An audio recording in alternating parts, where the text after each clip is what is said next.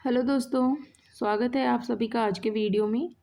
आज हम green house प्रभाव के बारे में जानेंगे और ग्रीन हाउस प्रभाव हमारे लिए कैसे उपयोगी है उसके बारे में भी जानेंगे। आप सभी को पता है कि हमारी जो पृथ्वी है सूर्य के चारों ओर चक्कर लगा रही है। सूर्य के चारों ओर जब पृथ्वी चक्कर लगाती है तो सूर्य की किरणें हमारी धरातल पर भी आती है और उन सूर्य की किरणों की वजह से ही हमारा धरातल गर्म रहता है।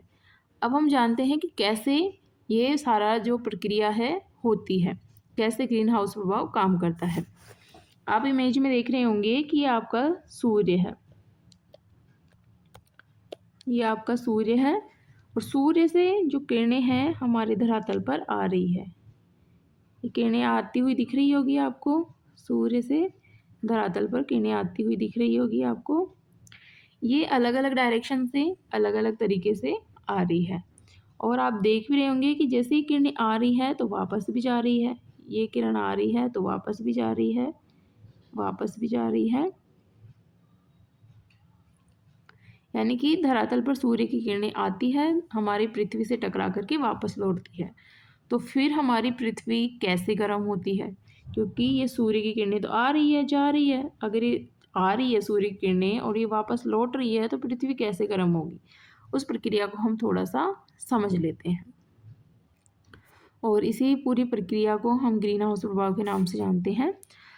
अब आप देख रहे हो कि आपकी पृथ्वी है, ठीक है, ये पृथ्वी है हमारी पूरी। इसमें आपको बादल भी दिख रहे होंगे, कहीं पे पेड़ पौधे हैं, कहीं पे घर बने हुए हैं, है ना, कहीं पे पर्वत है, कहीं पे पठार है। तो हमारी जो पृथ्वी है, जो सूर्य की किरणें हैं हमारी पृथ्वी पर जब पहुंचती है तो सूर्य की किरणें लघु तरंग के रूप में आती है। किस तरंग के रूप में आती है? लघु तरंग के रूप में, लघु तरंग के रूप में, यानी कि छोटी छोटी किरणों के रूप में हमारे पृथ्वी पर पहुंचती है। तो जब ये सूर्य की किरणें पृथ्वी पर पहुंचती है तो अपने जो वायुमंडल है उसको क्रॉस करके आती है और ये आसानी से आ जाती है। क्यों? क्योंकि ये लघु तरंग के रूप में आती है, ठीक है। और जब पृथ्वी पर ये पहुंचती है और पृथ्वी पर पहुंच करके यहाँ पर कुछ मात्रा में किरणें पृथ्वी के द्वारा अवशोषित कर ली जाती है और कुछ होती है जो वापस टकरा करके वापस लौटती है, ठीक है।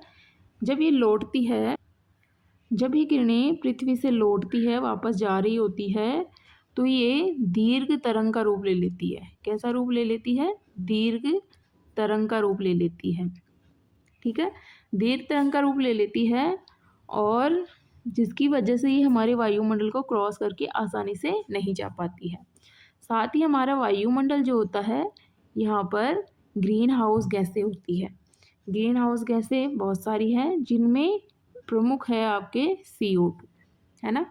नेचुरली तो हमारे वायुमंडल में CO2 है, जो हमारी सूर्य की किरणें जो पृथ्वी से टकराकर वापस जा रही है उनको अवशोषित करने का काम करती है। यानी कि जो सूर्य की किरणें हमारे धरातल से टकराकर दीर्घ तरंग दैर्ध्य के रूप में वापस लौट रही थी, उनको CO2 प्लस में और जो ग्रीन हाउस गैसें हैं उन्होंने कुछ मात्रा में उन सूर्य की किरणों को हमारे वायुमंडल में अवशोषित कर लिया, जिसकी वजह से हमारी पृथ्वी गर्म रहती है। तो इसको थोड़ा सा और हम देखते हैं। ये किरण आपको आती हुई दिख रही है, ये देखो, जाने तो इसे सीधा था लेकिन यहाँ पे क्या थी? CO2 गैसें थी। तो CO2 गैस होने की वजह से यहाँ पर वो टकराई CO2 गैसों से और वापस धरातल की तरफ जाने लग गई। ये दूसरी किरण आप देख रहे हैं, यहाँ पे पृथ्वी से टकरा कर वापस लौट रही है और यहाँ पर ग्रीन हाउस से गैसें मिली इसको, इनसे टकरा करके ये वापस धरातल